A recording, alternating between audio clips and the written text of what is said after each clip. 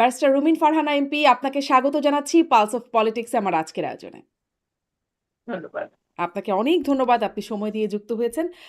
যেটা নিয়ে শুরু করব, আপনার রাষ্ট্রপতি নির্বাচনে আপনার ভোট না দেওয়াটা আলোচনায় আসছে। আপনি একটা গণমাধ্যমে দেখছিলাম, কেন আপনি ভোট দেন নাই সে বিষয়ে আপনি বলেওছেন। তারপরেও একটু আপনার কাছে জানতে চাওয়া, যে এই যে আপনি আসলে বলেছেন যে এটা একটা অনর্থক আয়োজন। এই অনর্থক আয়োজনের মধ্যে আসলেই তো মানে আ ভোট দিলেও রাষ্ট্রপতি হয়ে যাবেন মির্জা ফখরুল ইসলাম আলমগীর, না দিলেও আসলে সেরকমটাই হয়ে যাবেন। কিন্তু এই পুরো অনর্থক আয়োজনে শুধুমাত্র সরকারি দলই না, বিরোধী দলও যুক্ত হলো। তারা আবার একজনকে প্রার্থীও করলেন, কর্নেল অলি আহমেদকে। ভোটা তিনি আবার কিছু সংখ্যক ভোটও পেলেন। মানে কেন? এর মাহাত্ম্যটা কি? এত আয়োজন করে অনর্থক কাজটা করবার মাহাত্ম্য কি? এটা তো আসলে বিরোধী দল বলতে পারবে কেন তারা এটার অংশ নিল বা কেন তারা এটার অংশ হলো। সো আমি তো এটা বলতে পারবো না। এক। দুই হচ্ছে যে দেখুন আমার কাছে মনে হয়েছে যে আহ নিঃসন্দেহে মির্জা ফখরুল ইসলাম আলমগীর বাংলাদেশের বেশিরভাগ মানুষের এবং আমার অত্যন্ত শ্রদ্ধার, অত্যন্ত সম্মানের একজন ব্যক্তি। কিন্তু আসলে গণতন্ত্র মানে হচ্ছে যদি ভোট আপনি মিন করে থাকেন সেখানে একটা অনিশ্চয়তা থাকতেই হবে। এবং সেই অনিশ্চয়তাটা যদি না থাকে তাহলে এটাকে আমি ভোট না বলে রাদার আমি মনোনীত বলতে পারি, তাই না?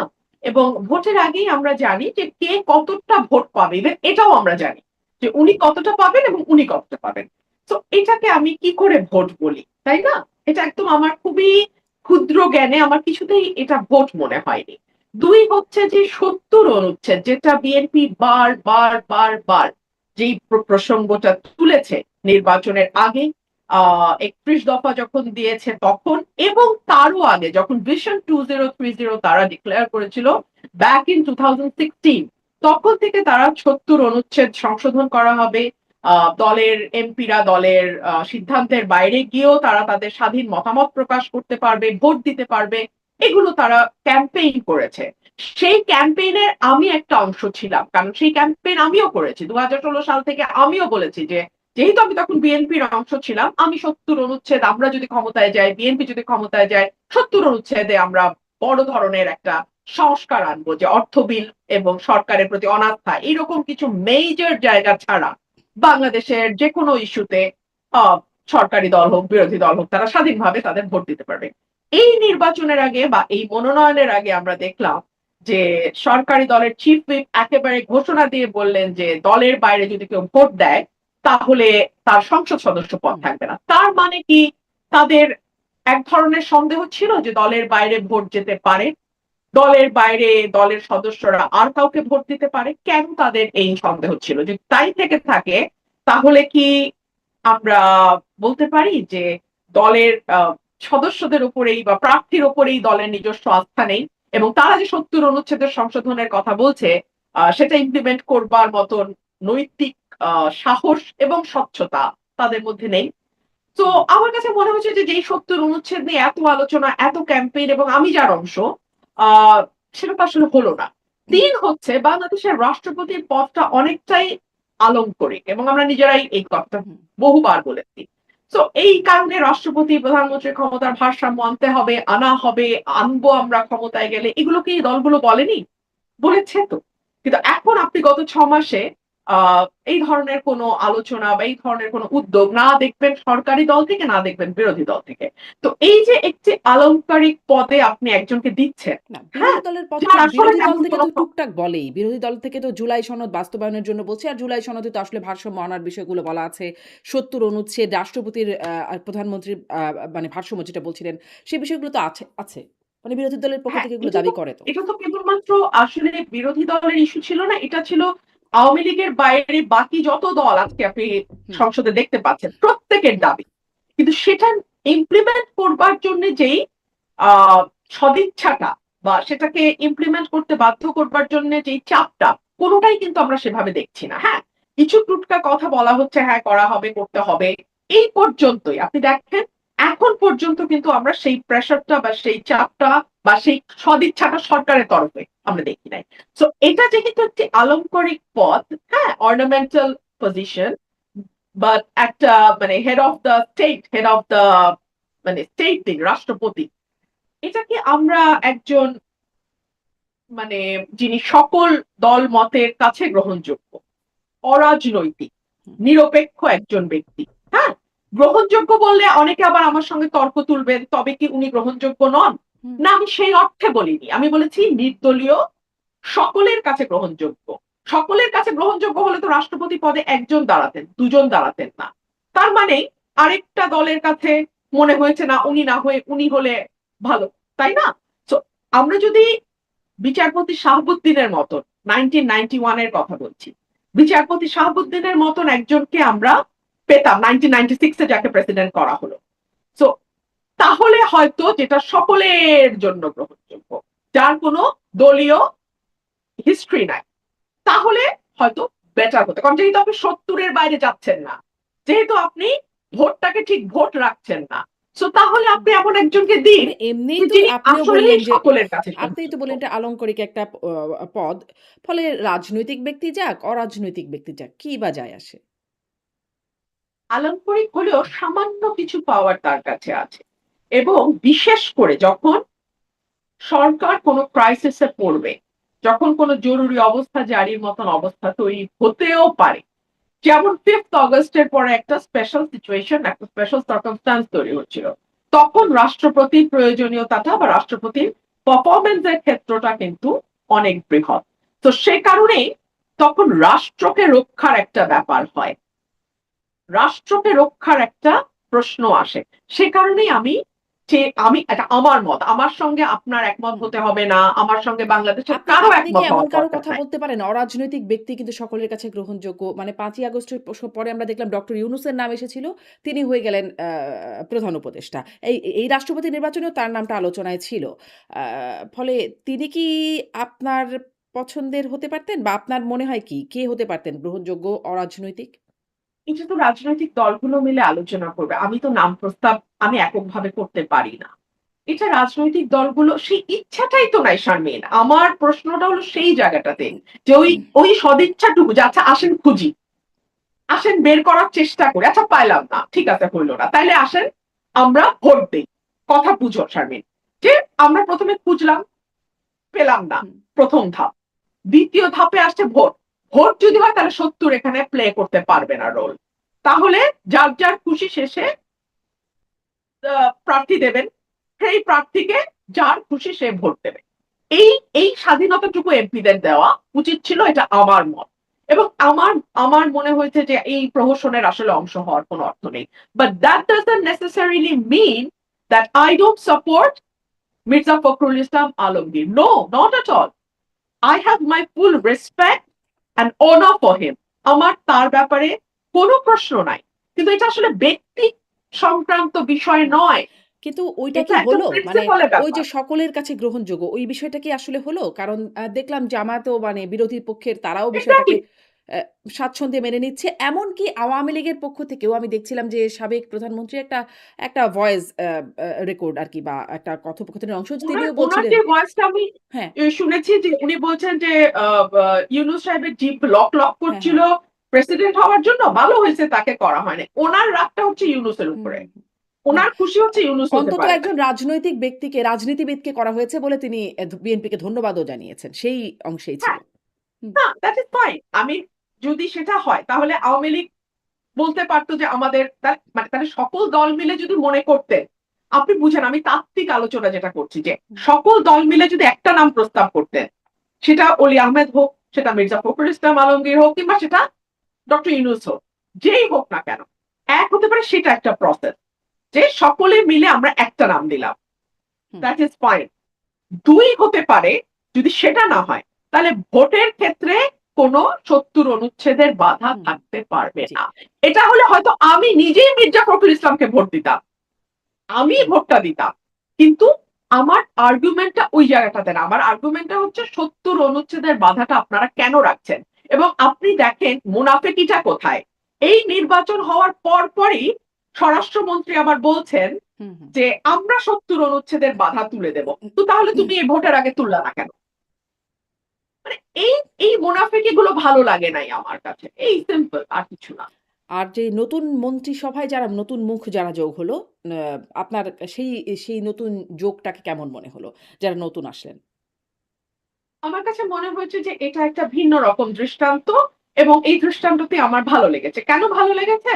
যে নরমালি আমরা মন্ত্রীদের পারফরম্যান্স একবার মন্ত্রী হয়ে যাওয়ার পর সেটার কোনো আর রেটিং আমরা করি না। যে আচ্ছা অমুক মন্ত্রী ভালো করছে, উনি থাকবেন বা অমুক মন্ত্রী ওনার জায়গায় হয়তো অত ভালো করছেন না। সো উনাকে আমরা সরিয়ে অন্য কোথাও দেই। এইটা কিন্তু আমরা অতীতে কখনো দেখি নাই। But for the first time এটা অন্তত একটা মানে শুরু হলো। এখন মন্ত্রীরা আরেকটু সচেতন থাকবেন বলে আমার ধারণা। যে যদি না, পারফরম্যান্স মানে গত খুব ভালো সরকার না মানে আমি হয় আওয়ামী তাহলে লীগ হয়তো সরকারের সরিয়ে সময় দেওয়া বলছি। যাবে। সেখানেও তো মন্ত্রিসভায় রদবদলের ঘটনা ঘটেছে। হ্যাঁ, কিন্তু এটা একেবারে ১৮০ দিনের মধ্যে যেটা হুম, আ প্রাইম মিনিস্টার একটা বলেছিলেন যে, "আমি ১৮০ দিন পারফরম্যান্স দেখব। হুম, তারপর আমি কাউকে ইনক্লুড করব, কাউকে এক্সক্লুড করব।" So he kept his promise. ওই জায়গাটাতে আমার ভালো লেগেছে যে ঠিক আছে ১৮০ দিন। এর মধ্যে প্রশ্ন আসতে পারে বিদ্যুৎ মন্ত্রী ইজ আ টোটাল ফেইলিউর। উনাকে কেন কিছু করা হলো না? এর মধ্যে প্রশ্ন আসতে পারে বিদ্যুৎ মন্ত্রী আগেও বিদ্যুৎ মন্ত্রী ছিলেন এবং উনি সরকারকে ডুবিয়েছেন। কিন্তু হুম, উনার অবস্থার কিন্তু কোনো পরিবর্তন হয়নি। এটা ডেফিনিটলি যিনি সরকার প্রধান আছেন উনি নিশ্চয়ই এই বিষয়গুলো বিবেচনায় নেবেন বা নিচ্ছেন। আর ইন্টারেস্টিং যেটা হয়েছে যে এখন আমাদের ডাবল মন্ত্রী হয়েছে। যেমন হুম, তথ্যমন্ত্রী ২ জন। আজকেই আমি জাগো নিউজে দেখছিলাম আপনার এখানে হুম, বসার আগে যে এখন পর্যন্ত যিনি ভূতপূর্ব তথ্য মানে যিনি আগে তথ্যমন্ত্রী ছিলেন হুম। উনি কিন্তু এখনো জহিরুদ্দিন স্বপন। হুম, তথ্যমন্ত্রী আছেন। সো এই মুহূর্তে যে মুহূর্তে আমি আপনি কথা বলছি আমাদের এখন তথ্যমন্ত্রী ২ জন, পররাষ্ট্র প্রতিমন্ত্রী ২ জন। সো এটাও কিন্তু ইতিহাসে নজিরবিহীন। বিরল ঘটনা। মানে একই সঙ্গে একই মন্ত্রণালয়ে ২ জন মন্ত্রী, ২ জন প্রতিমন্ত্রী। সো আমি জানি না এটা আসলে সরকারের নিশ্চয়ই কোনো প্ল্যান আছে। তো এটা তো এখনো 24 আওয়ার্স পার দেখা হয় নাই। যাচ্ছে যে লেটস সি কিছু, কিছু হোয়াটস দেয়ার গণমাধ্যমে প্ল্যান। দেখছি যে মানে আগের মানে তথ্যমন্ত্রী যিনি জহিরুদ্দিন স্বপন তাকে প্রধানমন্ত্রীর মন্ত্রী পদমর্যাদায় প্রধানমন্ত্রীর উপদেষ্টা করা হবে। এরকমটা দেখছি। আর আন্দালিব রহমান পার্থ থাকবেন হচ্ছে তথ্যমন্ত্রী। এরকম খবর আসছে। আমিও সেটা দেখেছি। হ্যাঁ। আমি দেখেছি বাট এখন পর্যন্ত মানে আমি ঠিক এইজন্যই বললাম যখন আপনি আর আমি কথা হুম, হুম, বলছি, এই মুহূর্তে আমাদের ২ জন করে মন্ত্রী আছেন। হুম। তো এটা কি মানে আপনি ভেতরে থেকে দেখেছেন জোটের মধ্যে জোট নেতাদেরকেও দেখেছেন। জহিরুদ্দিন স্বপনের চাইতে কি আন্দালিব রহমান পার্থ তার যোগ্যতর তথ্যমন্ত্রী হিসেবে বা তিনি কি একটু কম যোগ্য? আ যিনি আগে ছিলেন বা আ এখনো আছেন? যিনি ছিলেন উনি মাত্র ৬ মাস কাজ করেছেন। আমার পক্ষে ইভ্যালুয়েশন দেয়াটা মুশকিল। আর পার্থ ভাই he is now for the first time. এখনো উনি কাজ শুরুই করেননি। সো এই কম্প্যারিজন তো আসেই না। আর দুজনকেই ব্যক্তিগতভাবে আমি চিনি। দুজনেই চমৎকার মানুষ। দুজনেই আ অত্যন্ত আমি কি বলবো? অত্যন্ত চমৎকারভাবে কথা বলেন। মিডিয়ার সঙ্গে দুজনেরই খুব ভালো একটা বোঝাপড়া আছে। যতদূর আমি জানি। হুম। সো আমার কাছে মনে হয়েছে দেখা যাক কি হয়। আচ্ছা, মাত্র ১৮০ দিন বলছেন। এই ১৮০ দিনে আপনি আসলে আপনি তো খুব আপনার সাথে মিডিয়ার সম্পর্ক খুব ভালো। আমরা যখন গণমাধ্যমে মেইনস্ট্রিম মিডিয়াগুলোতে কাজ করতাম তখনও দেখেছি বা অন্যান্য যারা আছে তাদের সাথেও আপনার সম্পর্ক খুব ভালো। আপনি মানে আপনি আসলে পার্থক্য কতটুকু দেখলেন এই ১৮০ দিনে গণমাধ্যমে কি পরিবর্তন হলো? আ আপনি গণমাধ্যমের ভূমিকার কথা বলছেন? সার্বিকভাবেই বলছি গণমাধ্যমের ভূমিকার কথা, গণমাধ্যমের ভেতরের চিত্রের কথা। কারণ আপনি যখন ভেতরে যান ভেতরের অনেক কিছুই আপনার চোখে পড়ে বা অনেকেই আপনার সাথে খুব ক্লোজলি মেশেন। ফলে এই প্রশ্নটা করছি যে গণমাধ্যমের ভেতরে গণমাধ্যমের ভূমিকা কি পরিবর্তন হলো? আ দেখুন গণমাধ্যমের মধ্যে এক ধরনের ভীতি কাজ করছে। মানে আগের আমলে চাপে হোক, self censorship এর জন্য হোক বা মালিক পক্ষের চাহিদা অনুযায়ী হোক, তাদেরকে একভাবে কাজ করতে হয়েছে। হ্যাঁ? যেটা হয়তো অনেক সময় প্রফেশনাল এথিক্স এর সাথেও এক ধরনের ক্ল্যাশ তৈরি হয়েছে। মানে হতে বাধ্য হয়েছে।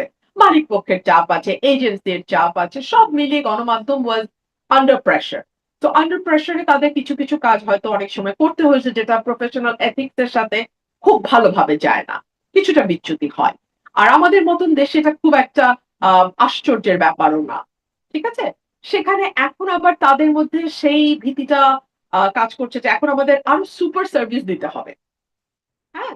ওই সরকারকে আমরা যেভাবে সার্ভিস দিয়েছি এখন তো আবার একেবারে 180 ডিগ্রি ডিফারেন্ট একটা গভর্নমেন্ট। তো এখন এদেরকে আবার যতটুকু না দরকার প্রফেশনালি তার চেয়ে বেশি সার্ভিস তাদেরকে হয়তো অনেক সময় দিতে হতে পারে। একটা ভীতি গণমাধ্যমের উপর ১ম দিকে খুবই কাজ করেছে। এটা হয়তো এখন অনেকটাই কমে আসছে। আরেকটা হচ্ছে যে সর্বত্র তো এক ধরনের ইমব্যালেন্স তৈরি হয়েছে। হ্যাঁ? সর্বোচ্চ এক ধরনের ইমব্যালেন্স তৈরি হয়েছে। সেটা কিরকম? সেটা হচ্ছে যে এটা আওয়ামী লীগের আমল থেকে আমরা দেখে এসছি যে আমরা সরকার প্রধানকে বাদ দিয়ে আর সকলের হুম, সমালোচনা করব। হুম, হ্যাঁ? সেই ধারাবাহিকতাটা আমি এখনো আমি গণমাধ্যমের মধ্যে লক্ষ্য করি যে there is one savior and he is the angel or she is the angel and rest are the devils and those devils are so মানে কি বলবো so notorious যে তারাই প্রধানমন্ত্রীকে অলওয়েজ ভুল বুঝায়, হুম, অলওয়েজ ভুল পথে নেয়। হ্যাঁ, প্রধানমন্ত্রী কিন্তু ফেরেশতা। হুম, হুম, এইটা আমি আওয়ামী লীগের সময় দেখেছি and I'm now seeing the continuation of that old story. But মজাটা কি জানেন শারমিন? যখন শেখ হাসিনার পতন হলো, তখন কিন্তু কেউ আর কোনো মন্ত্রীকে গালি দিল না। হুম, হুম, সকল দোষ গিয়ে শেখ হাসিনার ঘাড়ের উপর উঠল। হ্যাঁ, এত বছর উনি ফেরেশতা। এখন one and only দুষ্ট person became Sheikh Hasina after 5th হুম, হুম, অগস্ট। তাই না? হুম, তো আমি খালি এই সরকারকে ওটুকুই মাথায় রাখতে বলবো। হ্যাঁ? যে আপনারা কোনো আ তেলবাজিতে না গা ভাসায় দিয়েন না। কারণ এটা যখন ব্যাকফায়ার করে তখন ওই সরকার প্রধানের উপরেই পুরা গুলিটা চলে যায়। তখন কিন্তু আর আপনার আ পারিষদ, চাটুকার, আ এখন যাদেরকে শুভানুধ্যায়ী দেখবেন তাদেরকে কিন্তু কেউ বকবে না।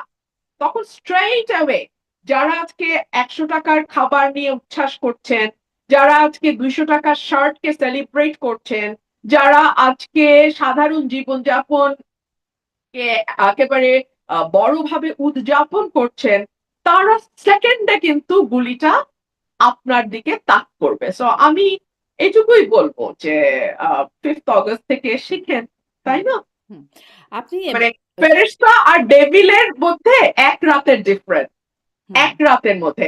যেটা আমি ইয়েকে দেখেছিলাম শেখ রেহানা আ তাদের যেই অটোবায়োগ্রাফি হুম, ২ মানে শেখ হাসিনা এবং শেখ রেহানা যে করেছিলেন একটা হুম, হুম। সিনেমা হ্যাঁ, আপনি নামটা যদি বলেন আমি ভুলে গেছি নামটা ডটার্স মনে টেল পড়ছে না। এরকম একটা মুভি ডটার্স হয়েছিল। টেল অ্যাবসোলিউটলি। হুম, ডটার্স টেল এ বলেছিলেন যে ১৫ই অগাস্টের আগের রাত মানে ১৪ই অগাস্টে উনারা যখন দেশের বাইরে ক্যান্ডেল লাইট ডিনার করছেন এবং ১৫ই অগাস্ট যখন বঙ্গবন্ধু সপরিবারে নিহত হন, পরের দিন যে ওই বাড়িতেই তাদেরকে কি ব্যবহারের মুখোমুখি হতে হয়েছে, এটা উনি নিজের মুখে বলেছেন। সো মানে ক্ষমতায় যারা থাকেন তাদের কিন্তু দিন আর রাত আকাশ হুম। পাতাল হয়ে যেতে পারে। আমি জাস্ট এটুকুই বলতে চাই। আপনি আ যখন বিএনপিতে ছিলেন তখনও বিএনপি সম্পর্কে আপনার কাছে অনেক প্রশ্ন করতাম। আপনি বিএনপিকে নানানভাবে ডিফেন্ড করতেন বিভিন্ন ক্ষেত্রে। এখন আপনি বেশ কড়া অ্যাবসোলিউটলি। সমালোচনাও করেন। এখন বেশ কড়া সমালোচনাও করেন। মানে আ একটা সমালোচনা আপনাকে নিয়ে হয় বা আলোচনাও বলতে পারেন যে আপনি তো বিএনপি এই রুমিন ফারহানাকে বিএনপি তৈরি করেছে। বিএনপি এনেছে এই রুমিন ফারহানাকে। সেখানে এখন আপনি বিএনপির সমালোচনা করেন। মানে বিএনপি আপনাকে রুমিন ফারহানা বানিয়েছে এই প্রসঙ্গে আপনি কি বলবেন? আর বিএনপি রুমিন ফারহানা এখন যখন স্বার্থ পেল না, তখন বিএনপি সমালোচনা শুরু করল। আ আচ্ছা। ২ টো প্রশ্ন ২ ধাপে আসি। আমাকে একটু সময় হুম, দেন শারমিন, আমি একটু নিশ্চয়ই। elaborate করি। কারণ এই কথাটা খুব শুনতে হয় তো আমাকে। আচ্ছা, যখন স্বার্থ পেল না, আ স্বার্থটা আমি পেলাম না হচ্ছে আমাদের নভেম্বরের শেষে বা ডিসেম্বরে আমাদের বোধহয় মনোনয়ন ঘোষণা হলো, হুম, তাই না? হুম। হ্যাঁ, ফেব্রুয়ারিতে ইলেকশন। ওই নভেম্বর ডিসেম্বরের হুম, মধ্যে। কিন্তু আমি কিন্তু বিএনপির চাঁদাবাজির সমালোচনা শুরু করলাম ২০২৫ এর শুরু থেকে। আর ২০২৫ এর শেষে গিয়ে নমিনেশন দেয়া হলো হুম। বা না দেয়া হলো। তো তাহলে আমি সমালোচনা বা বিএনপির ভুলগুলো কেন আগে থেকে বলা শুরু করলাম? আমি কি জানতাম না যে এটার একটা ছাপ আমার নমিনেশনে আসবে? হুম। আমি কি জানতাম না যে এই কারণে দলের সঙ্গে আমার দূরত্ব তৈরি হবে? তো কি আমি চাঁদাবাজির কি বুঝতে সমালোচনাই পার কি আপনার জন্য কাল হয়েছিল? বড় একটা ভূমিকা তো রেখেছে বটে। আচ্ছা। যে ও শি ইস নট দ্যাট অনুগত যে যেই অনুগত হলে আসলে আ তাকে হুম, ট্রাস্ট করে কাছে এনে কাজ করা যায়। হুম, সো দলের ভিতর থেকে যখন আমাকে শো কজ করা হলো সেটাও খুব গোপনে করা হুম, হলো। কারণ দল জানে আমি যা বলছি তা সঠিক বলছি। তো আমাকে শো কজ করলে সেটা আরেকটা সমালোচনা হবে। সেই শো কজটা খুব গোপনে করা হলো। সেটার জবাবও আমি দিলাম। ৭২ ঘন্টার মধ্যে আমি চাঁদাবাজির বিরাট তালিকা দিলাম। বিএনপি শুধু চাঁদাবাজি না, অন্তর্কোন্দল এবং নানান রকম আহ সংঘর্ষে জড়িয়ে পড়ছিল বিএনপি নিজেদের ভেতরে এবং জামাতের সঙ্গে অন্য দলগুলোর সঙ্গে। সেগুলো নিয়েও আমি খুব স্ট্রংলি মিডিয়াতে কথা বলেছি এবং সেটা আপনি এত ওয়েল ডকুমেন্টেড না আজকাল সব কথা যে just you it's within hmm. Your finger tip, just go and Google it, ইউটিউবে যান, ইউ উইল ফাইন্ড ইট। তো এটা আমি আপনাকে ওভাবে আমার ব্যাখ্যারও দরকার নেই, আপনারা সবাই জানেন যেটা আমি করেছি। তো পাইনি বলে করেছি ব্যাপারটা তা না। এখন আসেন যে আপনাদের সঙ্গে যখন আমি টক শোতে বসেছি আওয়ামী লীগের আমলে, তখন আমি বিএনপি কে খেয়ে না খেয়ে ডিফেন্ড করেছি। কেন করেছি? হুম। করেছি বিকজ এত দুর্দশা বিএনপির জীবনে কোনোদিন আসে নাই এবং বাংলাদেশে কোনো পলিটিক্যাল পার্টিও এত খারাপ অবস্থায় আমার সেন্স হওয়ার পর পড়ে নাই।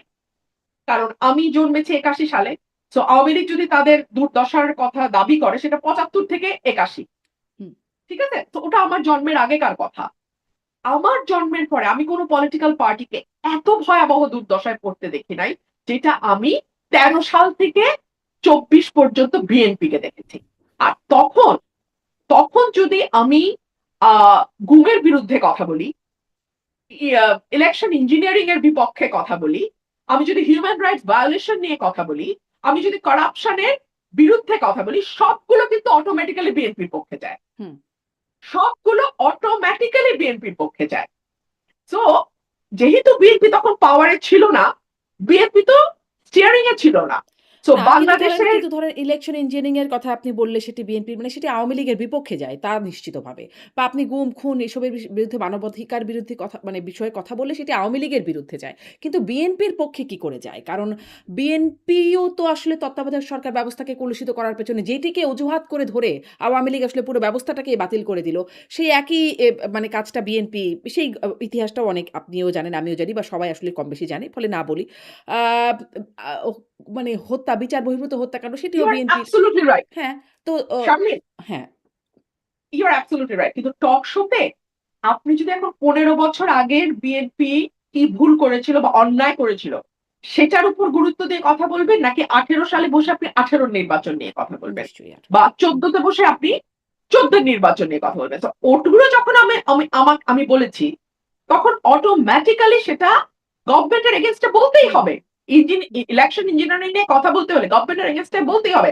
যেমন এখন আপনি যদি গ্যাস সংকট, বিদ্যুৎ সংকটের কথা বলেন, আপনি কি বলবেন আওয়ামী লীগ দায়ী আজকের এই গ্যাস বলছে সংকটের তো জন্য? বিএনপি তো বলতে বলছে। পারে, সরকার তো বলছে এটি আসলে শেখ হাসিনার সরকার পলিসির বলছে, জন্য। এটা বলা যায়, কিন্তু আপনি বলেন মানুষ কি এটা খাচ্ছে, মানুষ কি এটা মানছে, বা আমরা কি এটা বলতে পারি?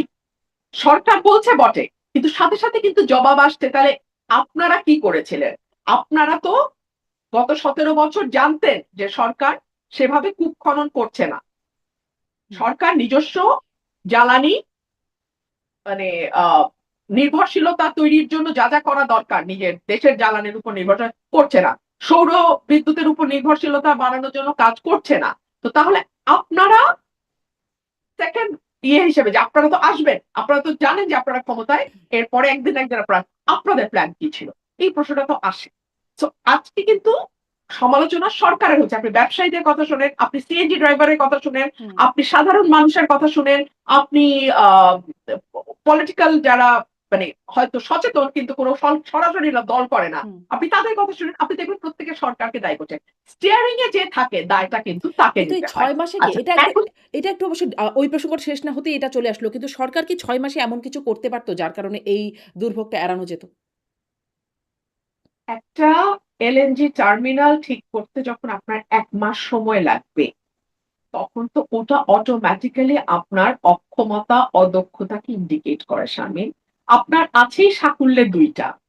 আরেকটা হাসিনা করতে চেয়েছিল, ইউনূস সরকার এসে ওটা বন্ধ করেছে। হুম। তো আছেই সাকুল্যে ২টা। তার মধ্যে একটা বন্ধ হলে আপনি জানেন না আপনার কি হুম। দশাটা হবে? সেটা ঠিক করতে আপনার ১ মাস লাগবে। যদি লাগে তাহলে আপনি অদক্ষ সরকার Sharmin. Simple as hmm. That. আচ্ছা এখন জরুরি প্রশ্ন, যেটা আপনার ১ম প্রশ্ন। আমাকে দল রুমিন ফারহানা করেছে। এই যে এই কথাগুলো বলার মাধ্যমে একভাবে যারা এই কথাগুলো বলছে তারা দাবি করছে যে রুমিন ফারহানা হ্যাজ বিকাম সামথিং। আমি কিন্তু নিজেকে সামথিং মনে করি না। আমি খুবই তুচ্ছ নগণ্য বাংলাদেশের একজন নাগরিক, যিনি রাজনৈতিকভাবে সচেতন, পেশায় আইনজীবী এবং রাজনীতি কর্মী। এটা হচ্ছে আমার নিজের পরিচয়। কিন্তু আপনি যখন বলেন যে রুমিন ফারহানাকে রুমিন ফারহানা বানিয়েছে, তার মানে আপনি ধরে নিচ্ছেন আমি একটা কিছু হয়েছি। হুম, আচ্ছা, আসেন এখন ধাপে ধাপে। রুমিন ফারহানা নামটা আমার পারিবারিকভাবে দেয়া। এটা বিএনপি নামটা আমাকে দেয় নাই। এটা আমি আমার বাবা-মা আমার হুম, জন্মের পরে রুমিন ফারহানা নামটা রেখেছেন। আমার আইনজীবী আমার বাবা-মা খরচ করে, কষ্ট করে, পয়সা খরচ করে আমাকে উনারা পড়িয়েছেন। আমিও কষ্ট করে পড়াশোনা করে আইনজীবী হয়েছি। কোর্টেও দৌড়াদৌড়ি করতে হয়, পেশা চালাই, এইভাবে করছি। এখন আপনি যদি মনে করেন বিরাট একটা কিছু আপনি করেছেন, তাহলে কি করেছেন আপনি? আপনি আমাকে ১০ বছর, আমি বিএনপির কথা বলছি, আমাকে সহ আন্তর্জাতিক সম্পাদক করেছেন। বিএনপিতে এরকম সহ আন্তর্জাতিক সম্পাদক আরো ১-১৫০ আছে। সকল সহ। আন্তর্জাতিক সহ আন্তর্জাতিক সরি, সহ আন্তর্জাতিক ছিল আরো ৫ টা, আন্তর্জাতিক ছিল আরো ৫ টা। মোট ১০ টা ছিল আন্তর্জাতিকেই। আর সহ অন্যান্য হুম, সব সহশিক্ষা, সহ প্রশিক্ষণ, সহ স্বাস্থ্য, সহ কর্মসংস্থান ইত্যাদি, ইত্যাদি ধরলে আরো ৩ ছিল। তো তারা কেউ কেন আসলে আ নামে উদ্ভাসিত হইল না? ১, মহিলা এমপি আমাকে বিএনপি বানিয়েছিল। তো বিএনপির ৮১ সালের পর জন্ম হচ্ছে ৭৭। ৭৭ থেকে আজকে ২০২৬ কত হুম, বছর হলো? ৪০ নাকি না? হুম, হুম, ৫০ হুম, কত হলো? ৪৫। হুম, আচ্ছা, এই ৪৫, ৪৭, ৪৫, ৪৭ বছর বয়সে টোটাল মহিলা এমপি বিএনপি কয়টা বানিয়েছে? প্রায় ১০০০ হুম, খানেক। হুম, তো ১০০০ খানেকের মধ্যে কয়টা নাম আসলে আপনি বলতে পারবেন? হুম। না, মানে ব্যারিস্টার আমি মুজিবুর আপনি আমি যোগ্য। আমি কিন্তু না, না, আপনি শারমিন আমাকে একটু শেষ করতে দেন। নিশ্চয়ই। কারণ এটা তারা হুম, এত বলে শারমিন আমাকে একটু বলতে দেন। আচ্ছা। হুম, আমি নিজেকে বাংলাদেশের নাগরিক, বটতলার উকিল এবং একজন রাজনৈতিক কর্মীর বাইরে কিচ্ছু মনে করি না। কিন্তু আপনি যখন বলেন বিএনপি আমাকে রুমিন ফারহানা বানাইছে, তার মানে আপনি মিন করেন যে আমি রুমিন ফারহানা বিরাট একটা কিছু হয়ে গেছি। তো বিরাট একটা কিছু যদি হয়ে থাকি, তাহলে বিএনপি আসলে আমাকে কি বানাইছে? মহিলা এমপি বানাইছে। তো মহিলা এমপি তো এখন পর্যন্ত প্রায় হুম, কয়েক হাজার হইছে। আপনি ১০ জনের নাম বলেন।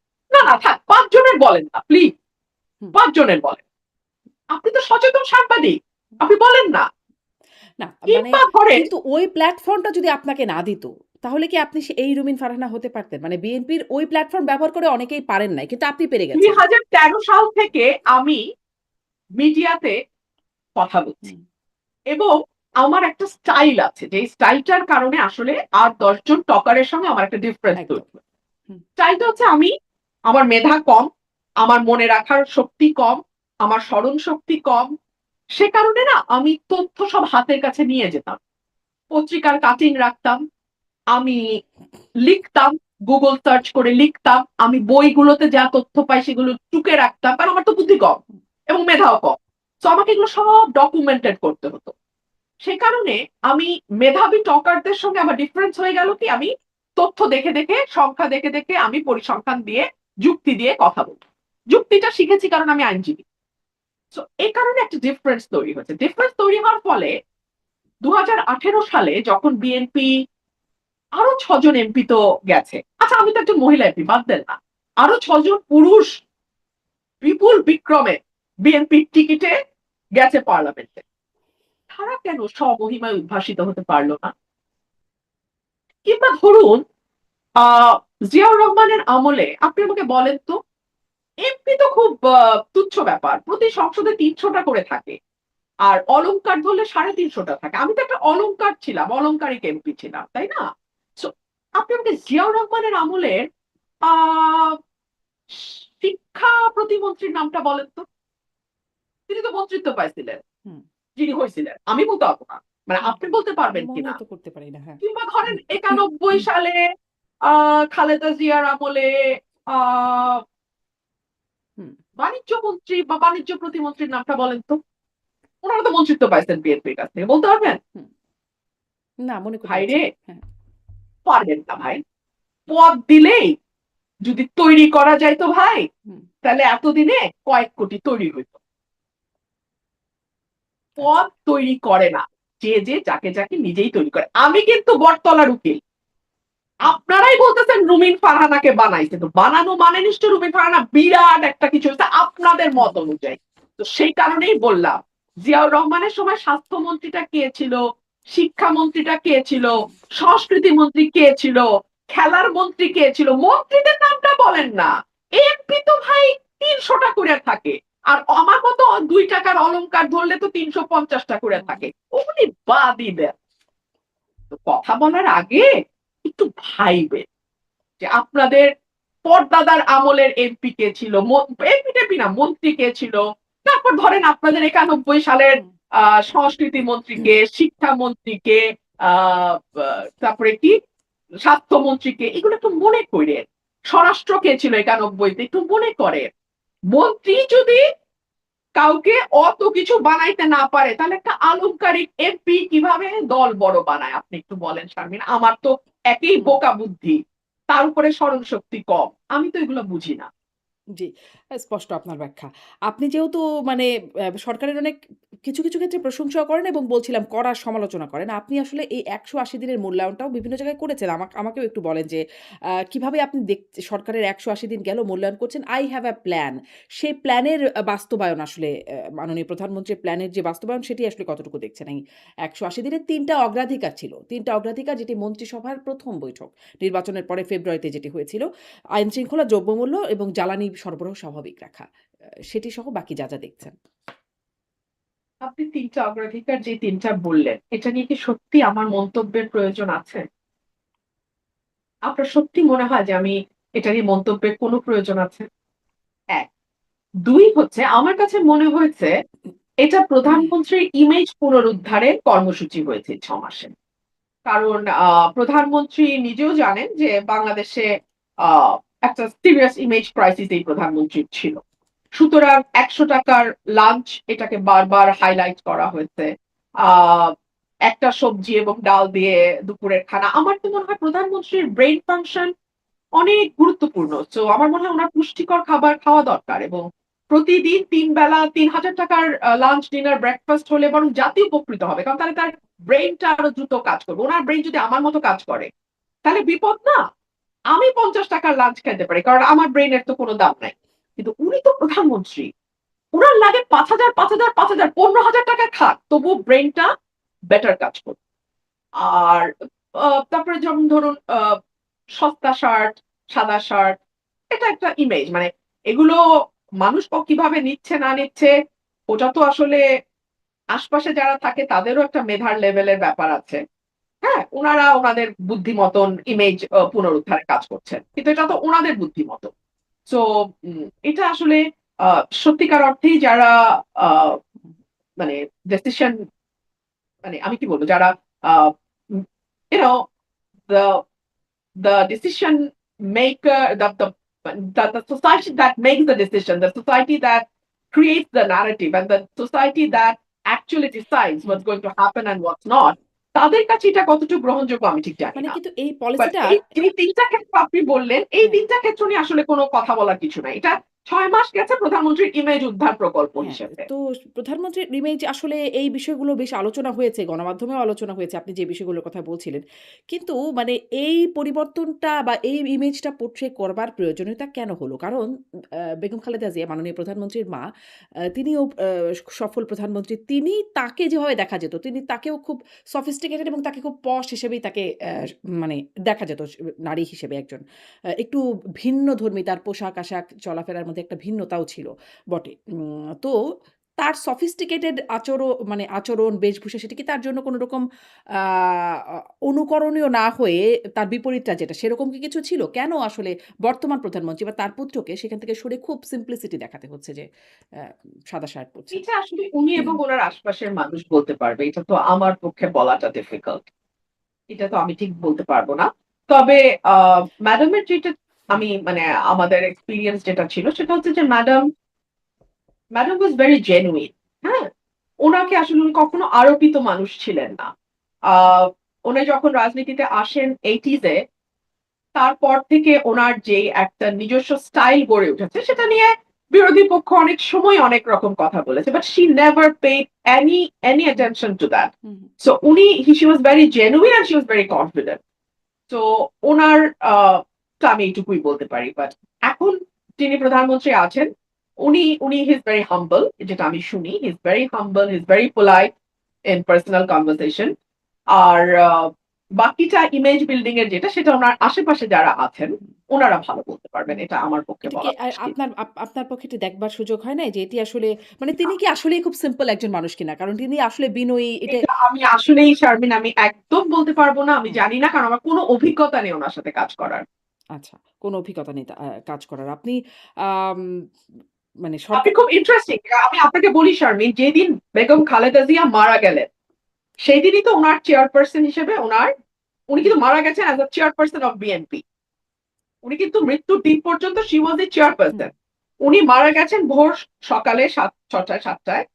অন দ্যাট ভেরি ডে বিকাল 4টায় আমি বহিষ্কৃত। তো আমার তো ১ মিনিটও কাজ করার অভিজ্ঞতা নাই এই নতুন প্রধানমন্ত্রীর সঙ্গে। হুম। ১ মিনিটও না। মানে এটা কেমন করে হলো? মানে যেদিনই মারা গেলেন সেদিনই বহিষ্কৃত হয়ে গেলেন? মানে এটা আপনি দলকে সেদিন তো আসলে মানে অন্যরকম একটা অবস্থা দলে থাকবার কথা। যে চেয়ারপারসন মারা গেছেন, বেগম খালেদা জিয়া মারা গেছেন। আশ্চর্য যে দলের ওই অবস্থা ছিল না। এটা খুবই আমি বলব যে দেখুন, আ দুষ্টামিরও কিন্তু একটু মানে বুদ্ধিদীপ্ত ভাবে দুষ্টামি করতে হয়। হুম, হ্যাঁ? হুম, আপনি দুষ্ট, কিন্তু দুষ্টের মধ্যে যদি বুদ্ধিবৃত্তিক আ বিরাট দৈন্যতা থাকে, তাহলে কিন্তু সেই দুষ্টামিটা খুব প্রকট হয়ে সামনে আসে। তো ২ দিন পরে বহিষ্কার করলে আসলে এমন কিছু হইতো না। দ্যাটস ভেরি ফানি আরকি। হুম, হুম। আমি এটুকুই বলব। আচ্ছা। আ মানে দলের আসলে যে অবস্থা থাকবার কথা সেই অবস্থা ছিল না। দলের মধ্যে কি আসলে অপেক্ষা করা হচ্ছিল এরকম যে কখন এই পরিবর্তনটা হবে? সেটা দল বলতে পারবে। আমি অন্তত অপেক্ষা, মানে ওই মানে আমি জানি না। আচ্ছা। I was not a part of the game. So G. I have no idea. হ্যাঁ, আপনার মানে অনেকগুলো কথাই বেশ আলোচনা। আপনি যেহেতু গণমাধ্যমে খুব সরব, আপনি কথা বলেন এবং সেগুলো খুব আলোচনায় আসে। আ একটা যেটি এখন আসছে যে শেখ হাসিনা ফিরবেন। ডিসেম্বরে ফিরবেন, সদল বলে ফিরবেন। আ আপনিও এই বিষয়ে কথা বলেছেন। আসলে কি ফেরাটা বাস্তবতা সম্পন্ন? মানে যে পরিস্থিতি দেখছেন দেশে, তাতে কি শেখ হাসিনার ফেরার প্রক্রিয়া কি হতে পারে বলে আপনি মনে করেন? আপনি একজন আইনজীবীও বটে। আসলে এখানে একটা প্রক্রিয়াগত ব্যাপারটা কেমন সেটি একটা বিষয় এবং তিনি যদি সত্যিই ফেরেন, সেটি কি দেশের জন্য ভালো হবে?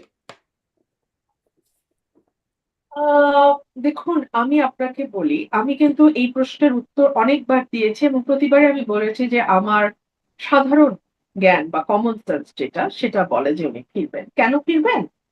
উনি যদি না ফেরেন, তাহলে এই দলটি আ ছিন্ন-ভিন্ন হয়ে যাবে। হুম, অলরেডি দলের নেতাকর্মীরা ভীষণ রকম, হুম, মানে দুর্দশার মধ্যে আছে। আমি তৃণমূলের কথা বলছি। নেতাকর্মী বলতে কিন্তু মন্ত্রী, এমপিদের কথা বলছি না।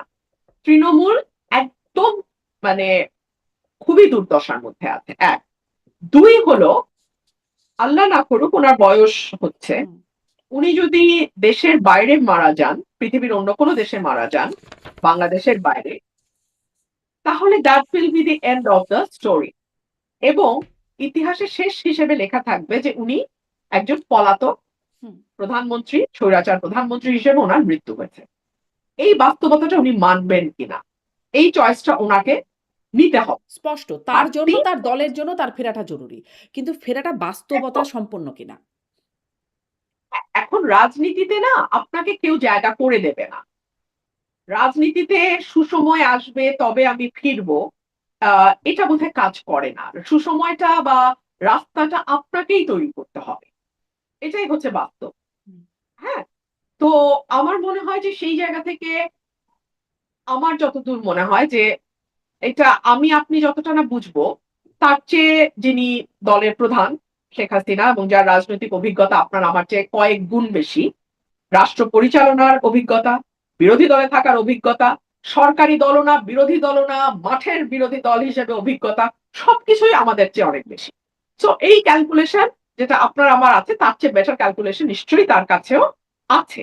এবং আরেকটা যেটা ব্যাপার যে এই দেশটার পেছনে উনার ফ্যামিলির যে একটা বিরাট ত্যাগ, 15th অগাস্টের কথা আমি বলছি। এবং বাংলাদেশের অভ্যুদয়ের পেছনে তাদের দলের এবং তার পরিবারে তার পিতার যে অবদান, সেগুলোকে যদি ধরে রাখতে হয়, তাহলেও কিন্তু উনাকে ফিরতে হবে। আর ফেরাটা শেখ হাসিনার জন্য যতটা প্রয়োজন, মানে এই সকল কিছু বিবেচনায় ওনার মন্ত্রী এমপি তাদের জন্য কিন্তু এটা অত প্রয়োজন না, মন্ত্রী আসবে মন্ত্রী যাবে। কিন্তু শেখ হাসিনার জন্য তার পরিবারের সম্মান, তার দলের অস্তিত্ব, তার নিজের ত্যাগ, তার নিজের সংগ্রাম, তার নিজের দলে থাকা মানে সরকারে থাকা, বিরোধী দলে থাকা, সকল কিছু, তার 46 ইয়ার্স এর যে হিস্ট্রি তার নিজের, সকল কিছুর বিবেচনায় কোনো কেউ যদি নাও আসে, হুম। শেখ হাসিনার সম্ভবত আমার যেটা হিসাব যে উনি হয়তো আসবেন। আচ্ছা। কিন্তু আসার কোনো প্রক্রিয়া মানে সেটি আমি আমার অনুষ্ঠানে আওয়ামী লীগের অনেক নেতারাও কথা বলেন। আমি তাদেরকে জিজ্ঞাসা করেছি। তারাও আসলে বলতে পারেন না যে কিভাবে। জিজ্ঞাসা করলে কখনো, কখনো বলেন টাইম উইল সে। আ কোনো প্রক্রিয়া আসলে বোঝা যাচ্ছে না। না না, এটা না বোঝার কি আছে তাও আমি বুঝতে পারছি না। বাংলাদেশ সরকার তো ব্যাকুল, তারা ভারতেও যাবে না যদি না শেখ হাসিনাকে বাংলাদেশে আনা হয়। তার মানে ভারত, মানে তার মানে পথ চেয়ে আছে, বাংলাদেশ সরকার রীতিমতো পথ চেয়ে আছে যে কবে শেখ হাসিনা আসবেন। তো আর শেখ হাসিনাও বলছেন যে তিনি বাংলাদেশে ফিরবার জন্য ব্যাকুল হয়ে আছেন। তো দুই তরফই তো ব্যাকুল, তাহলে অসুবিধা কি? আরেকটা খুব কিন্তু উদ্ভট এই যে কথা, ডাক্তার বিএনপি জাহিদ অবশ্য বলেছেন, তিনি ডাক্তার জাহিদ মাননীয় প্রধানমন্ত্রী উপদেষ্টা তিনি বলেছেন যে তারা চায় ধরে নিয়ে আসতে, বেঁধে নিয়ে আসতে। কিন্তু শেখ হাসিনা এখন বলছে তিনি নিজেই ফিরতে চান, আত্মসমর্পণ করতে চান। মানে হয়তো এটি তাদের পছন্দ হচ্ছে না যে তিনি আত্মসমর্পণ করতে আসবেন। তারা ধরে বেঁধে নিয়ে আসতে চায়। এবং এখন এজন্যই হয়তো ভারতকে বারবার অনুরোধ করছে কিনা সেটারও বিশ্লেষণ আপনি হয়তো বলবেন। যে তাকে ফিরিয়ে দেবার জন্য যেই বারবার অনুরোধটা করছে, আহ্বানটা জানাচ্ছে। আ মানে এটি কি একটা বিশ্লেষণ কিনা? ওনার বাংলাদেশে, ওনাকে বাংলাদেশে এনে বিচারের মুখোমুখি দাঁড় করানোটা কি সরকারের উদ্দেশ্য, নাকি বিষয়টাকে নিয়ে খেলাধুলা করা সরকারের উদ্দেশ্য? যদি খেলাধুলা হয় তাহলে না, উনি আসলে কিন্তু হবে না, ভারতকে নিয়ে আসতে হবে, বেঁধে নিয়ে আসতে হবে, প্লেনে দাঁড় করিয়ে নিয়ে আসতে হবে, ফার্স্ট ক্লাসে আনলে হবে না, ইকোনমি ক্লাসে আনতে হবে, ইকোনমি ক্লাসে আনলে হবে না, প্লেনের লেজে বসিয়ে আনতে হবে, মানে ইত্যাদি ইত্যাদি নাটক করাই যায়। মানে এখন আপনার উদ্দেশ্য নাটক করা হলে তো আমি সারা দিন নাটক করবেন। যেমন হুম, ধরেন, আহ আমি একটা টক শোতে বলেছিলাম যে 5 জন ভালো সংস্কৃতি কর্মীর নাম বলেন যারা বিএনপি করে, 5 জন ভালো গায়কের নাম বলেন, রবীন্দ্রসঙ্গীত শিল্পীর নাম বলেন যারা বিএনপি করে, 5 জন ভালো নজরুল সঙ্গীত গায়ে বিএনপি করে নাম বলেন, 5 জন ভালো নৃত্য শিল্পীর নাম বলেন, 5 জন ভালো অভিনেতার নাম বলেন, 5 জন ভালো কবির নাম বলেন, 5 জন ভালো লেখকের নাম বলেন, 5 জন ভালো সাংবাদিকের নাম বলেন। অর্থাৎ বুদ্ধিবৃত্তিক কাজের সঙ্গে এবং মননশীল সৃজনশীল কাজের সঙ্গে যুক্ত বা 5 জন আর্টিস্টের নাম বলেন ফার্স্টে। আপনি পারবেন না ভাই, আপনি দিস্তার পর দিস্তা রিসার্চ করতে পারেন, আপনি পাবেন না। সে কারণে বিএনপির বুদ্ধিবৃত্তিক যে দৈন্যতা, তার ফলে বিএনপির কর্মীরা দেখে অনেকে বলে আমি শেখ হাসিনাকে কি কি জানি কি ফিরায় আনবার চেষ্টা করছি। আরে ভাই, আমি করতে গেছি? আমি কি পুলিশ? আমি কি মন্ত্রী? আমি কি স্বরাষ্ট্র মন্ত্রণালয়ের দায়িত্বে? আমি কি আইন মন্ত্রণালয়ের দায়িত্বে? আমি কি প্রধানমন্ত্রী? আমি কি করে শেখ হাসিনাকে ফিরে আসবো? আমি আইনজীবী, বটতলার উকিল হিসেবে আমি যেটুক বুঝি আমি ওইটুক বলি, রাজনীতি একজন কর্মী হিসেবে আমি যেটুক বুঝি আমি ওইটুক বলি, হুম। নাকি ওইটুক তোমাদের মন মতো না হলে বলাও যাবে না, তাই না?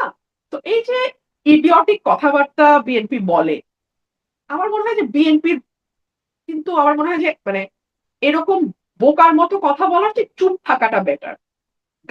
মুখ বাঁধা ছালার দাম কিন্তু লাখ টাকা।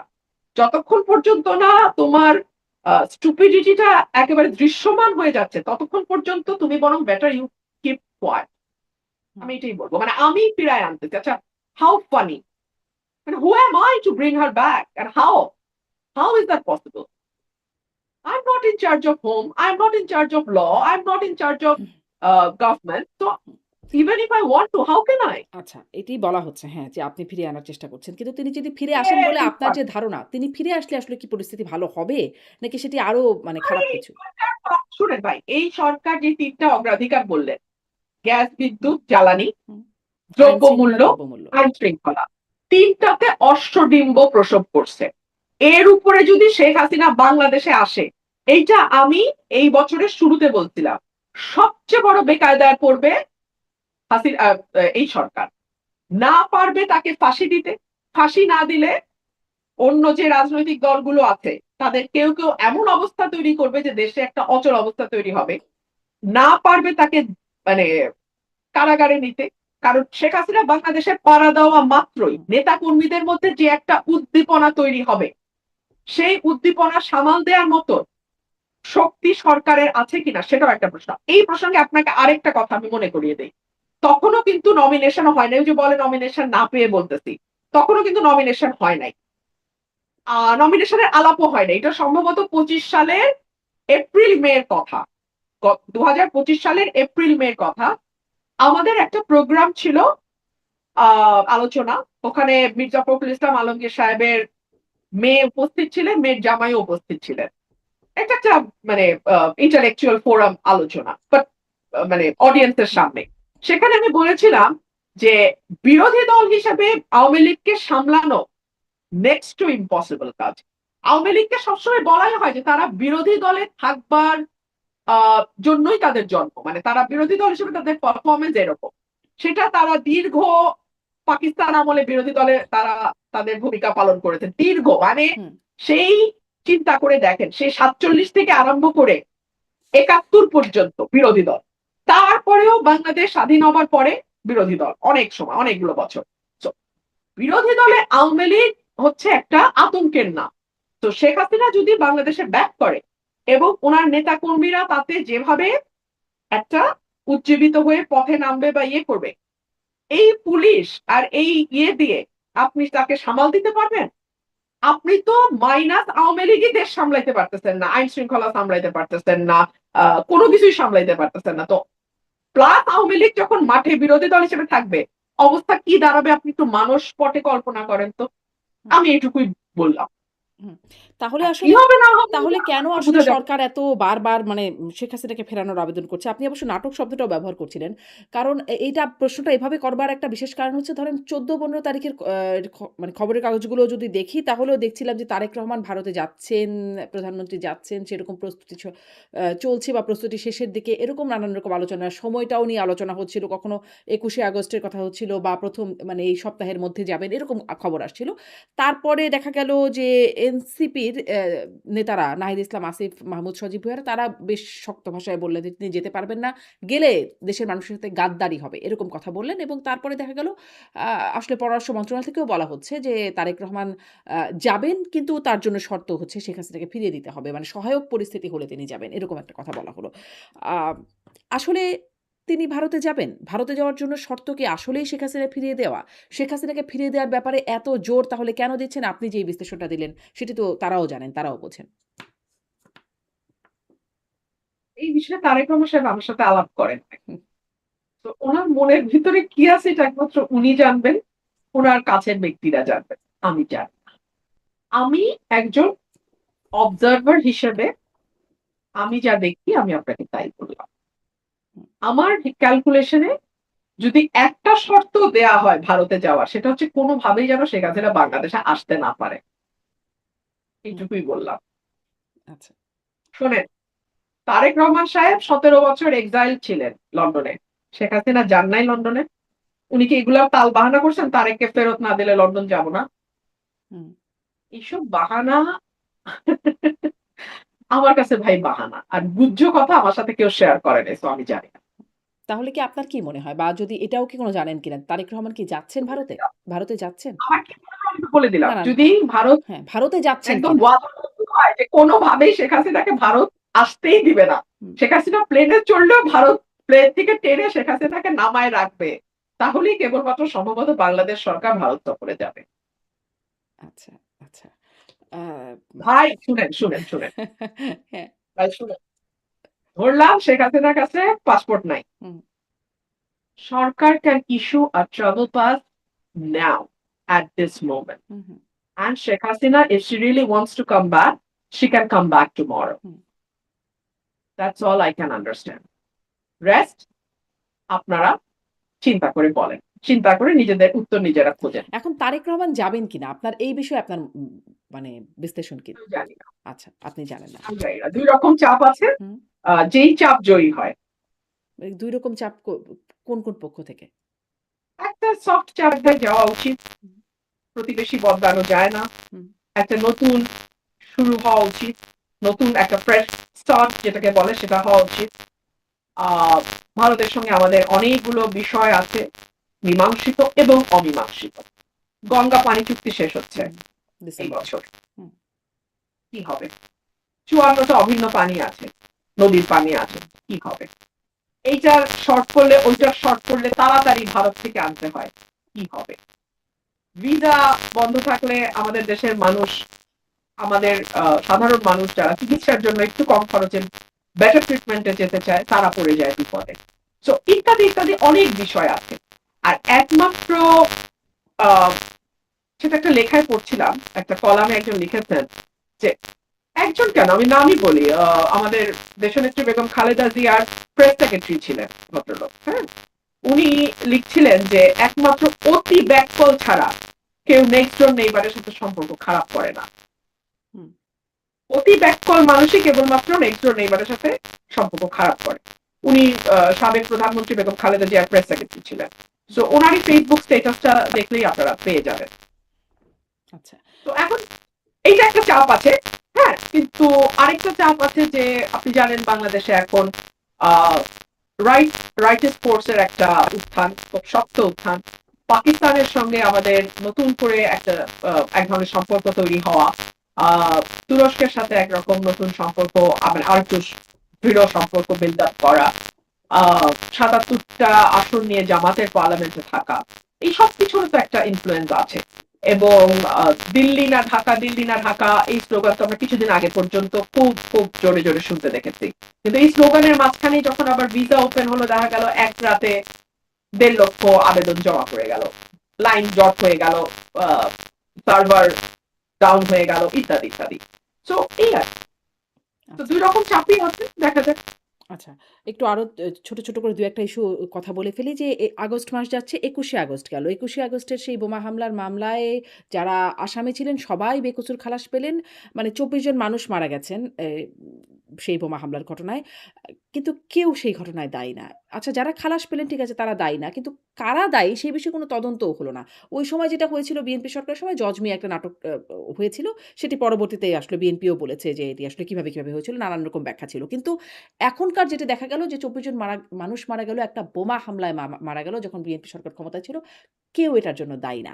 আ এটি আসলে কেমন হলো?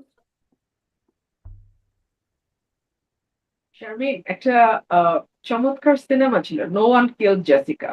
হুম, আমি জানি না আপনি দেখেছি। দেখেছেন কিনা। জেসিকা নামের একটা মেয়ে খুন হয় এবং হুম, আসামি পাওয়া যাচ্ছে না। তো নো ওয়ান কিল্ড জেসিকা। আহ দেখুন, এটা ২১শে আগস্ট হত্যাকাণ্ডটি এটি বাংলাদেশের রাজনীতির মোড় পরিবর্তন করা একটা ঘটনা আমি বলবো। ২১শে অগস্ট ২১শে অগস্ট যদি বাংলাদেশে না ঘটতো, আমি জানি না বাংলাদেশের রাজনীতি যেটা আহ ৯১ তে শুরু হয়েছিল, একটা মোটা দাগের গণতন্ত্রের রাজনীতি, যে ৫ বছর এই দল ভোটে থাকবে, তারপরে বিরোধী দলে যাবে, আবার ভোটে আসবে, আবার যাবে, এই ধারাটা চালু থাকতো কিনা এই প্রশ্ন থাকে। বিকজ ২১শে অগস্ট আওয়ামী লীগের মধ্যে এমন একটা ভীতি তৈরি করেছিল বলে আমার ধারণা, আবারও বলছে আমার ধারণা, হুম, যে বিরোধী দলে গেলে তো নির্বংশ হবার সম্ভাবনা তৈরি হয় এই দেশে। হুম, সো কোনোভাবেই বিরোধী দলে যাওয়া যাবে না, সেটা আপনি তত্ত্বাবধায়ক বাতিল করে হোক, সেটা আপনি ব্যালট বাক্স ছিনতাই করে হোক, সেটা আপনি জাল ভোট দিয়ে হোক, whatever be the case, I can't be in the opposition. কারণ অপোজিশনে গেলে নির্বংশ হয়ে যেতে হবে। সো ২১শে অগস্ট এটা এটা আসলে না, এই মুহূর্তে যখন আমি বলবো একদল আমাকে মাথায় তুলে নাচবে, আরেক দল আমাকে কুৎসিত ভাষায় গালাগালি করবে, দুটার কোনোটারই কিন্তু লজিক নাই। কিন্তু আমি আমার ধারণাটা বলছি। এক সময় না এক সময়, মানে যখন আজ থেকে ১০০ বছর পরে যখন এই সময়ে নিয়ে লেখা হবে, যাদের কোনো হুম, স্বার্থ থাকবে না এই সময়টাকে বিশ্লেষণ করতে, যারা কোনো দিকে টান থেকে লিখবেন না, হুম, কেবলমাত্র ইতিহাসের খাতিরে ইতিহাসকে দেখবেন, তারা হয়তো ২১শে আগস্টের যে ইম্প্যাক্ট, যেটা বাংলাদেশের রাজনীতিতে যে ভীষণ বড় একটা ইম্প্যাক্ট ২১শে আগস্ট অগোচরে রেখে গেছে, সেটার উপরে লিখবেন। বাংলাদেশের গণতন্ত্র, বাংলাদেশের আইনের শাসন, বাংলাদেশের বিচার ব্যবস্থা, বাংলাদেশের সকল কিছুকে দলীয়করণ, বাংলাদেশে গুম বিচার বহির্ভূত হত্যাকে রাষ্ট্রীয়ভাবে মদত দেওয়া, এই সকল কিছুর পেছনে এই ২১শে August back of the mind, maybe that word একটা একটা একটা সময় হয়তো এই বিষয়গুলো নিয়ে অনুসন্ধান হবে, গবেষণা হবে এবং লেখা হবে। তো তার আগ পর্যন্ত আমি আপনাকে এইটুকুই বলি, কোনো অন্যায়, nothing goes unpunished and unchallenged. 21 August আজকে আপনি হাত ধুয়ে ফেলছেন, no one kill Jessica, no one no one contributed on 21 August incident, fine, খুব ভালো। বাট কে জানে এটা সামনে আর 5 বছর আর 7 বছর পরে আরো ভয়ঙ্কর 21 আগস্ট হবার পথ তৈরি করে দিচ্ছে কিনা। হুম। আমি শুধু মানে এটুকুই বলবো, কোনো অন্যায়কে আপনি মাটি চাপা দিয়ে রাখলে সেখান থেকে এর চেয়েও ভয়াবহ অন্যায়ের জন্ম হয়। তখন এটা যেমন এই এটা এটা ল ঘটনায় অফ নেচার। জি, তখন যেমন এই ঘটনায় জঙ্গি সংশ্লিষ্টতার কথা বলা হচ্ছিল। মানে অনেকদিন আওয়ামী লীগ সরকারের সময় হলি আর্টিজান একটা বিশাল বড় ঘটনা। তারপরে বেশ নানান রকম কোথাও নাটক, কোথাও ছ ছ জঙ্গি তৎপরতা দমন, নানান রকম কিছু করে জঙ্গি তৎপরতা একরকম দমনের মধ্যে থাকলো। তারপরে এখন আবার খুব দেখা যাচ্ছে খুব বোমা আতঙ্ক ইদানিং এবং জাতিসংঘও বলছে বাংলাদেশে আল কায়দার তৎপরতার কথা। উদ্বেগ জানাচ্ছে জাতিসংঘ নিরাপত্তা পরিষদ। আ মানে আওয়ামী লীগ সরকার একটা বিষয় সেল করত যে তারা না থাকলে দেশে জঙ্গিবাদ মাথাচাড়া দিয়ে উঠবে বা আন্তর্জাতিক বিশ্বেও এই বিষয়টা সেল করত। মানে তাদের কথাটা কি আসলে বাস্তবতায় প্রমাণ হচ্ছে নাকি আসলে এখানে কোনো ষড়যন্ত্র? এখন বাস্তবতা বা ষড়যন্ত্র যেটাই হোক, এটা শেষ করবার দায়িত্ব তো সরকারের। সরকারের কাছে সমস্ত টুলস এন্ড অ্যাপারেটাস আছে। এটা তো আমার আপনার হাতে নাই, বিরোধী দলের হাতেও নাই। আপনি পুলিশ বলেন, প্রশাসন বলেন, আর্মি বলেন, বিজিবি বলেন, গোয়েন্দা সংস্থা বলেন, সবই তো সরকারের হাতে। এখন সরকার যদি এটাকে শক্ত হাতে, ষড়যন্ত্র বা বাস্তব যেটাই হোক, দমন করতে না পারে, তাহলে কি প্রমাণ হবে জানেন? প্রমাণ হবে বিএনপি মানেই খাম্বা, বিএনপি মানেই লোডশেডিং, বিএনপি মানেই গ্যাসের অভাব, বিএনপি মানেই চাঁদাবাজি, বিএনপি মানেই আইন শৃঙ্খলা পরিস্থিতির অবনতি, বিএনপি মানেই হচ্ছে জঙ্গিবাদ। সো এটা যদি বিএনপি নিজের ভালো, পাগল নাকি, মানে নিজের ভালো নাকি পাগলও বোঝে। তো বিএনপি যদি না বোঝে এবং আমরা যারা বলছি আমাদেরকে যদি শত্রু জ্ঞান করে গালাগালি করে এবং বারবার বলে তোমাকে রুমিন ফারানা বানাইছে বিএনপি, কি বিপদ, কি বিপদ। মানে নিজের ভালো তো পাগলও বোঝে। আমি শুধু এইটুকুই বলবো, বিএনপি যদি এই জায়গাগুলোতে স্টিয়ারিং এ বসে নিজেদের এই কালিমা মোচন করতে না পারে, যেটা 1 থেকে 6 যে কালিমা ছিল সেটা যে রিপিটেশন আমরা আবার এই 2026-এর পর থেকে দেখতে পাচ্ছি, তাহলে কিন্তু 100 টাকার লাঞ্চ, 200 টাকার শার্ট, 300 টাকার মানে গাড়ি বহর, সরকারি গাড়ির তেল নেব না, এগুলো কিন্তু আপনাকে 10% বেতন সরকারি খাজানায় জমা দেওয়া আর খাল খনন, এটা কিন্তু আপনাকে রক্ষা করতে পারবে না। মানুষ কিন্তু অনেক স্মার্ট হয়ে গেছে। আপনি আপনার টিম সহ 2001-এ পড়ে থাকতে পারেন, বাট এটা কিন্তু 2026। তখন কিন্তু মানুষের হাতে সেলফোন ছিল না। তখন কিন্তু যে কেউ রাস্তায় দাঁড়ায়, একটা দোকানি কিংবা একটা নিম্ন মধ্যবিত্ত মানুষ যে বাজারে গেছে, কিংবা হুম। একজন সিএনজি ড্রাইভারের মতামতটা ঠাস ঠাস করে এরকম নিয়ে নিয়ে ফেসবুকে ছাড়তে পারতো না 2001 সালে। এখন কিন্তু পারে। তো আপনাকে বুঝতে হবে সময় পাল্টে গেছে। আরো একটু এই কথাটাও জিজ্ঞাসা করি যে সম্প্রতি দেখলাম মানে বিষয়টা নিউজ ফিডে বেশ আসছে সামাজিক যোগাযোগ মাধ্যমে। বিশেষ করে যে আ সাবেক শিক্ষামন্ত্রী, পররাষ্ট্রমন্ত্রী দীপুমণি তার স্বামী মারা গেছেন। তিনিও একজন ব্যারিস্টার, আইনজীবী। আ তিনি মারা গেছেন, তাকে প্যারোলে মুক্তি দেওয়া হয়েছে। মুক্তি মানে সেখান থেকে তিনি আবার জেলখানায় গিয়ে ঢুকেছেন। দীপুমণি না শুধু আরো মানে আওয়ামী লীগের যারা মন্ত্রী ছিলেন বা নেতারা ছিলেন তাদের আসলে সবারই কম বেশি এই অবস্থার মধ্যে দিয়ে যাচ্ছে। যখন বিএনপি যখন বিরোধী দলে ছিল, আওয়ামী লীগ যখন ক্ষমতায় ছিল, বিএনপি নেতাকর্মীরাও এরকম নানান রকম তারা এরকম আ মা মিথ্যা মামলা, ভুয়া মামলা, হয়রানিমূলক মামলার শিকার হয়েছে এবং হয়রানিও হয়েছে। অবিচার হয়েছে। তো এখন কি সুবিচার হচ্ছে?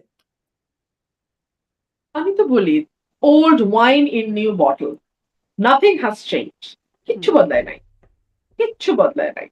সেই ভিকটিম এজাহারে বদলেছে। আহ, হ্যাঁ, ভিকটিম বদলেছে। ভিকটিম বলতেছে, হ্যাঁ হুম, ভিকটিম বলতেছে। এখন আমার ভয়টা কি, an eye for an eye will make the entire society blind।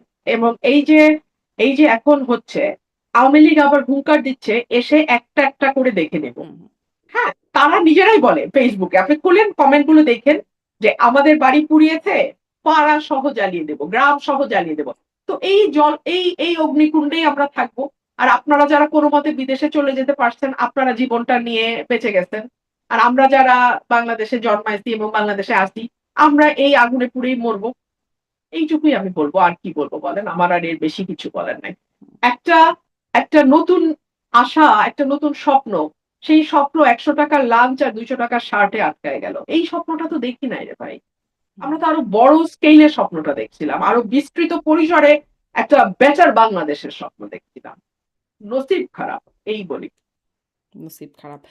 আপনার আচ্ছা এই প্রশ্নটাও একটু করি। যেহেতু মানে একই আপনি বলছেন old wine in new bottle. আপনি আইনজীবী। আপনার কাছে কি ইনারা কেউ আসেন যারা আসলে এখন অবিচারের শিকার আসেন? বা আপনি তাদেরকে কোন রকমভাবে আইনি সহায়তা দিবেন যদি তারা আসে? না, ইন্টারেস্টিংলি আমার কাছে কিন্তু কোনো পলিটিক্যাল মামলা এখন পর্যন্ত আসে নাই। কোনো হুম, পলিটিক্যাল মামলা এখন পর্যন্ত আসে নাই। আমার যেটা আরো আরো ইন্টারেস্টিং শারমিন, আমার আমার নেতাকর্মী যারা মানে হাসের ইলেকশন যারা করছে, রুমিন ফারহানার ইন্ডিপেন্ডেন্ট ক্যান্ডিডেটের ইলেকশন যারা করছে, তাদেরকে হরে ধরে মামলা দেওয়া হচ্ছে, হরে ধরে মামলা দেওয়া হচ্ছে, এবং সেগুলার জামিন করতে করতেই আমার অর্ধেক দিন পার হয়। হুম, কিন্তু ওই আগের সরকারের কারো না, ওদের কোনো মামলা আমার কাছে এখন আসে নাই। হুম। মানে যদি আসে আপনি নেবেন? আমি দল হিসেবে তো মামলা দেখবো না, আমি দেখবো যে মামলায় হুম, সাবস্ট্যান্সটা কি।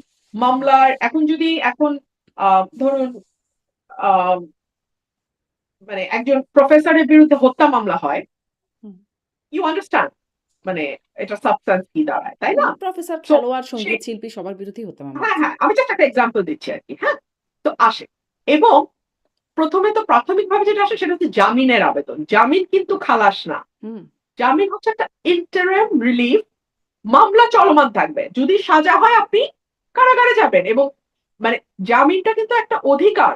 হুম, জামিনটা আদালতের একটা ডিসক্রিপশন। এখন আমার কাছে কোনটা ভয় লাগে জানেন? আমাদের আদালতগুলোর উপর সরকার তাদের পিপি, এপিপি, ডিএজি, এজি দিয়ে নজর রাখে যে কোন কোর্ট জামিন দিচ্ছে, বেশি বেশি রিলিফ কোন কোর্ট দিচ্ছে, সেই কোর্টের